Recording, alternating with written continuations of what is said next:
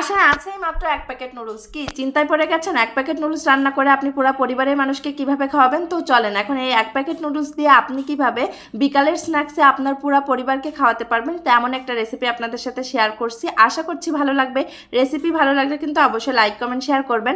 এখানে আমি একটা নুডলস সিদ্ধ করে নিয়েছি, সাথে দিয়ে দিয়েছি একটা ডিম আর দুইটা আলু ম্যাশ করে নিয়েছি। ডিমটাকে আপনারা ছুরি দিয়ে ছোট ছোট কুচি করেও নিতে পারেন।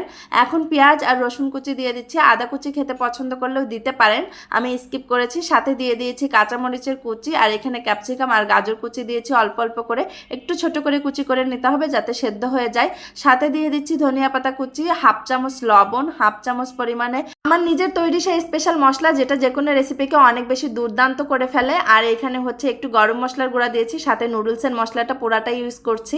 এখন এটাকে খুব ভালোভাবে মেখে নিব। যতটা শক্তি দিয়ে আপনি এটাকে মাখতে পারেন, যত বেশি মাখতে পারবেন তত কিন্তু এটা খেতে বেশি মজাদার হবে, কারণ এই মাখার উপরেই নির্ভর করবে আপনার এটা কতটা ইয়াম্মি হবে।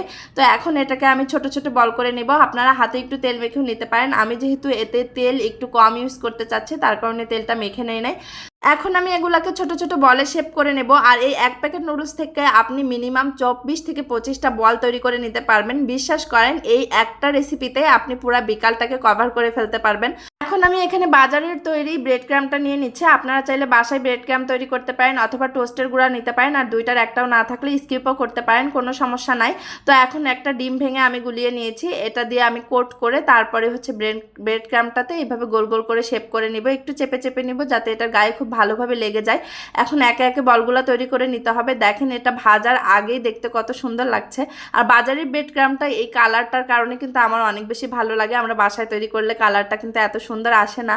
তো যাই হোক, এটা রেসিপিও পরে একদিন ট্রাই করা যাবে বাসায় কিভাবে ব্রেড ক্রাম তৈরি করা যায়।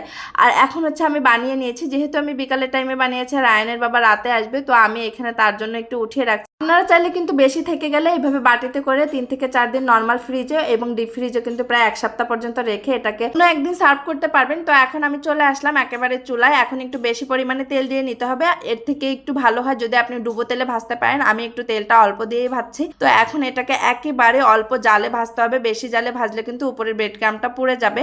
আর আমার এটার কালারটা কিন্তু একেবারেই পারফেক্ট একটা কালার এসেছিল, ক্যামেরার কারণে এবং লাইটিংয়ের কারণে কালারটা একটু কালচে টাইপের দেখাচ্ছে।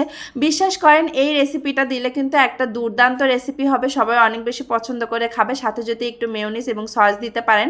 তো আমি এখানে সস দিয়ে আপনাদের সাথে পরিবেশন করছি। আমার ভাজা হয়ে গেছে আর এখানে হচ্ছে আমি এটা তুলে নিচ্ছি।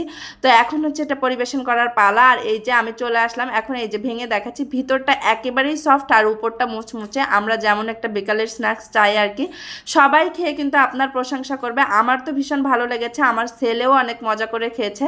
আপনাদের কাছে কেমন লেগেছে অবশ্যই কিন্তু জানাবেন। ভালো থাকবেন, আল্লাহ হাফেজ।